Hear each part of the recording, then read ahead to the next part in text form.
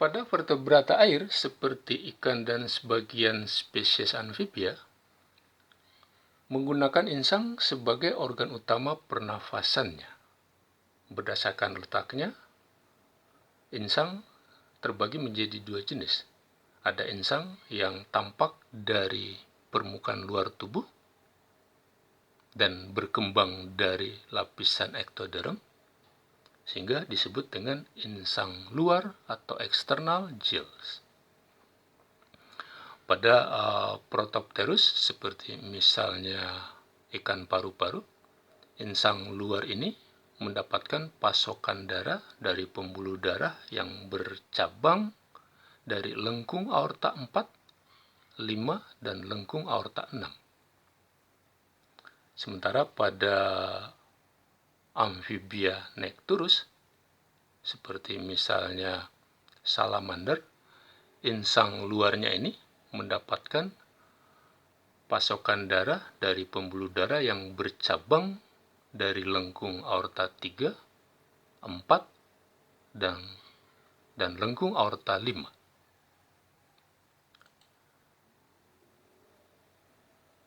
Insang dalam atau internal gills tidak berkembang dari ektoderm, tapi berkembang dari endoderm yang ada pada bagian farinx.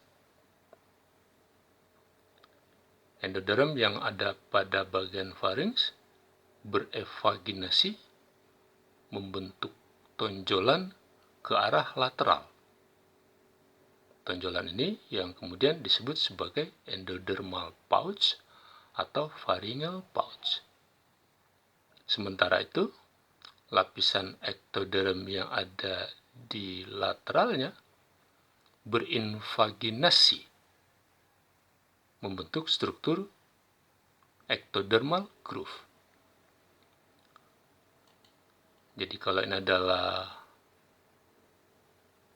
endodermal pouch atau pharyngeal pouch yang berevaginasi ke arah lateral, ini adalah ectodermal groove yang tumbuh dari lapisan ektoderm.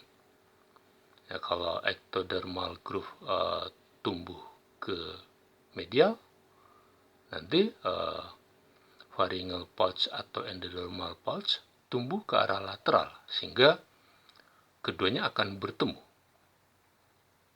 Bagian yang bertemu ini kemudian akan hancur, sehingga pada bagian ini akan terbentuk celah. Celahnya disebut dengan celah farinx.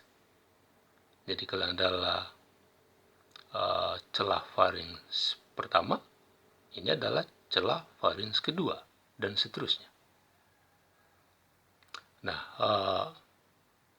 struktur yang ada di antara dua celah yang berurutan disebut dengan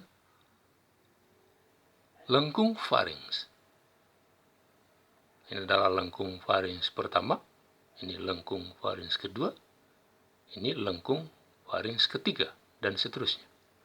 Setiap lengkung farinx mengandung rawan, mengandung pembuluh darah arteri, mengandung mesoderm, dan juga mengandung saraf kranial.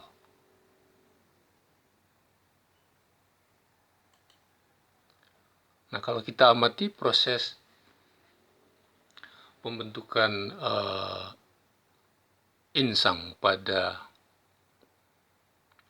ikan hiu, prosesnya memang diawali dengan terbentuknya endodermal pouch atau pharyngeal pouch.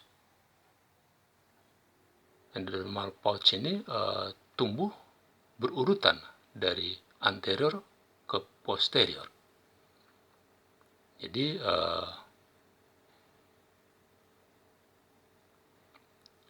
endodermal pouch yang pertama terbentuk itu ada di bagian paling anterior.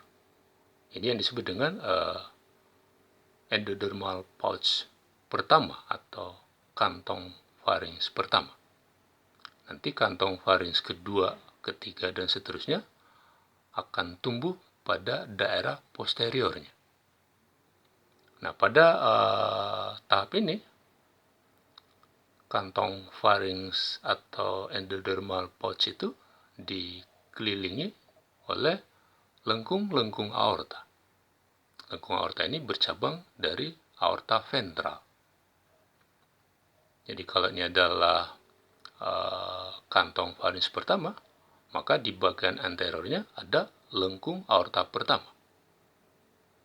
Di bagian posteriornya ada lengkung aorta kedua. Kalau ini adalah kantong pharynx kedua, maka di bagian anteriornya ada lengkung aorta kedua, di posteriornya ada lengkung aorta ketiga, dan seterusnya.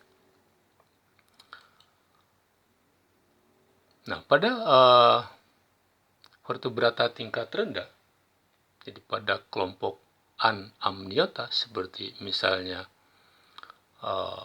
ikan,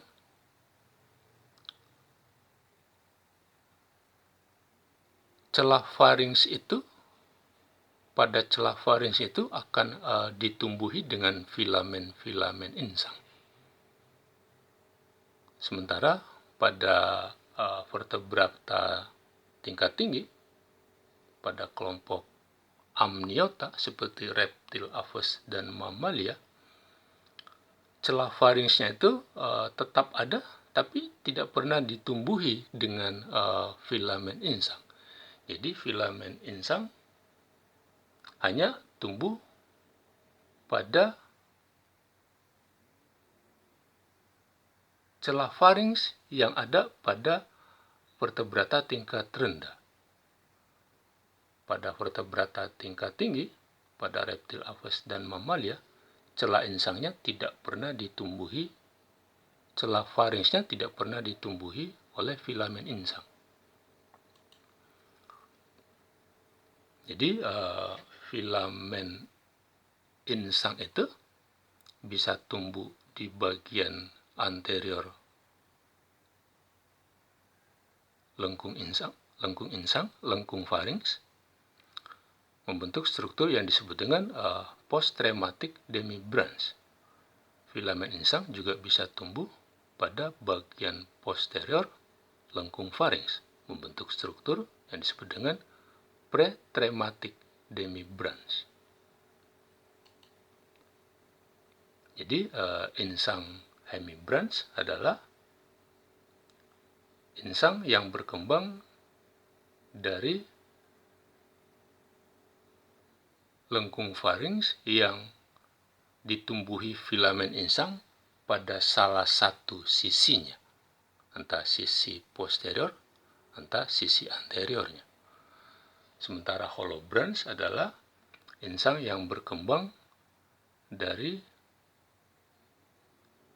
lengkung pharynx yang ditumbuhi filamen insang pada kedua sisinya. Jadi filamen insang tumbuh pada sisi anterior lengkung pharynx dan juga tumbuh pada sisi posterior lengkung pharynx.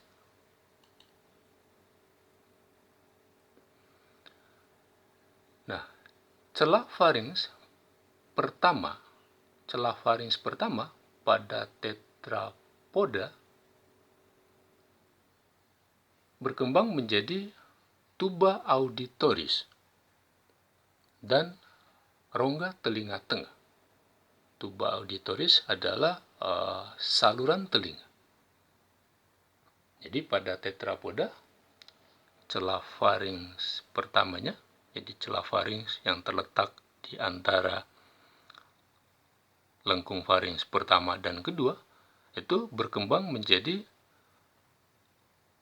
tuba auditoris dan rongga telinga tengah. Sementara pada kelompok ikan,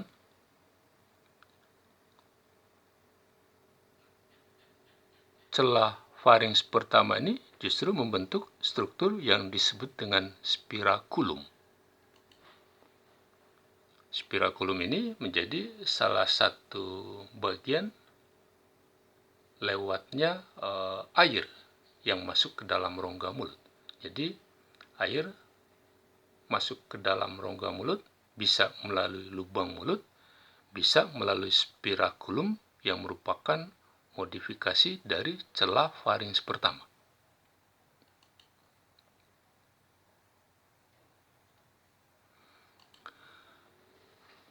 Nah, nanti kemudian pada saat proses pembentukan insang,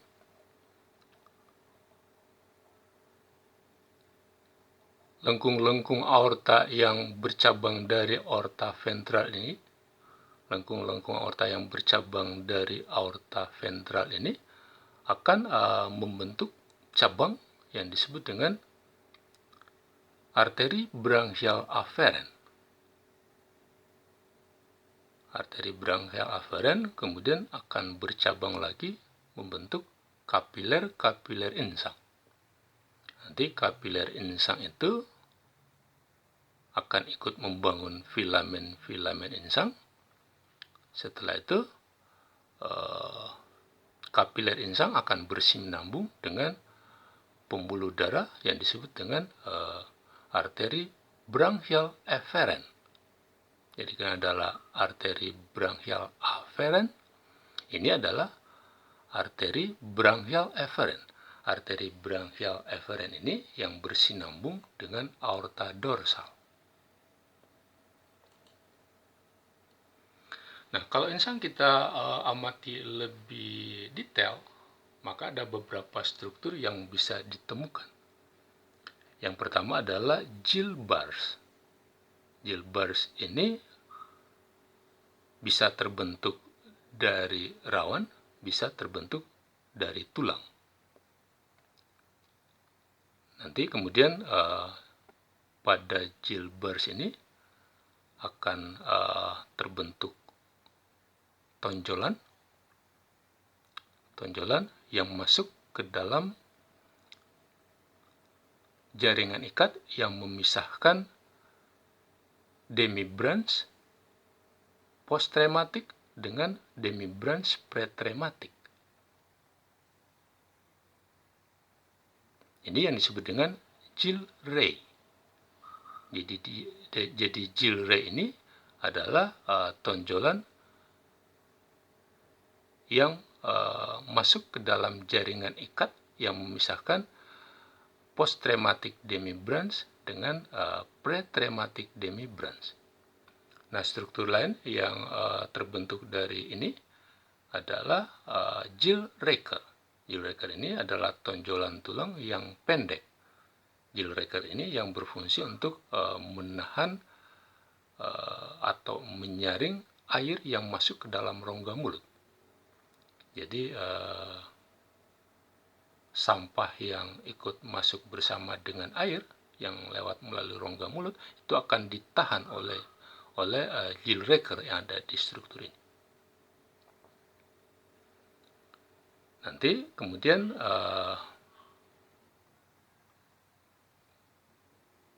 dari struktur ini akan terbentuk filamen insang dan lamela insang yang kaya dengan kapiler darah.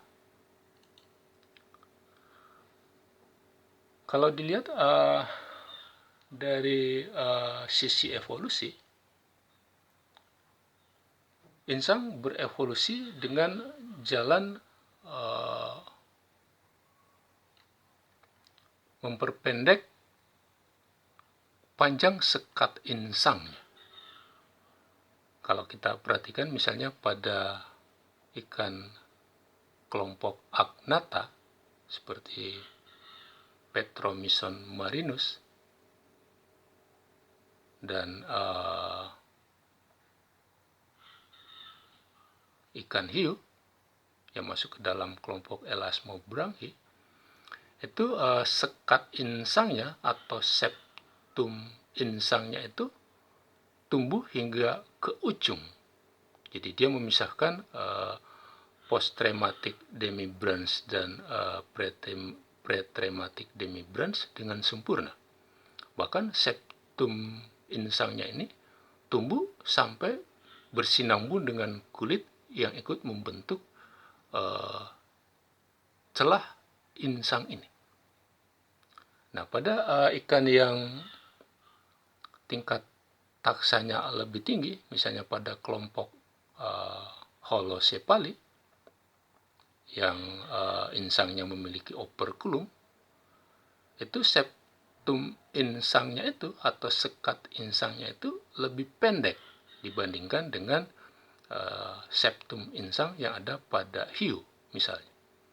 Sehingga demibranch yang ada di ujung ini, yang tepat berada di bawah operculum, itu bisa saling bersentuhan. Jadi post-trematic demibranch dan pre-trematic demibranch bisa bersentuhan. Nah, pada ikan yang tingkatan taksanya lebih tinggi, malah septum insang atau sekat insang itu tidak ditemukan sama sekali. Misalnya pada kelompok Teleostae, tidak ditemukan septum insang sama sekali.